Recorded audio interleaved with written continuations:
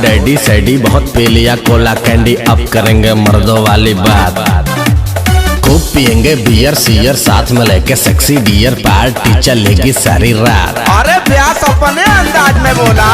दूर हटाओ डैडी सैडी बहुत पी लिया कोला कैंडी, अब करेंगे मर्दों वाली बात।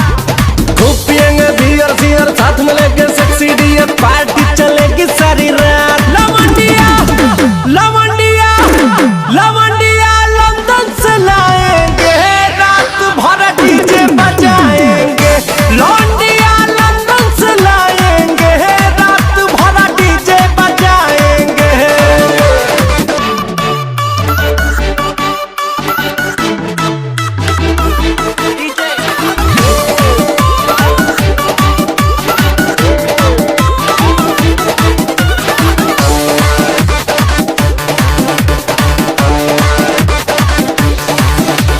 रजनी के स्टाइल में सिगरेट जलाएंगे, धुएं का छल्ला बनाकर उड़ाएंगे।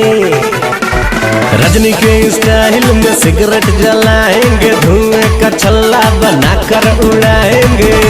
लवंडिया लवंडिया लवंडिया लंदन से लाएंगे, रात भर डीजे बजाएंगे। लवंडिया लंदन से लाएंगे, रात भर डीजे बजाएंगे।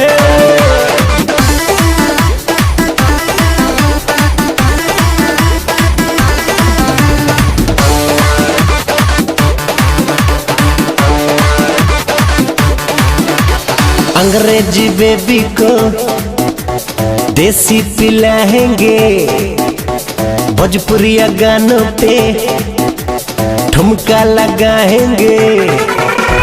अंग्रेजी बेबी को देसी पिलाएंगे, भोजपुरिया गानों पे ठुमका लगाएंगे।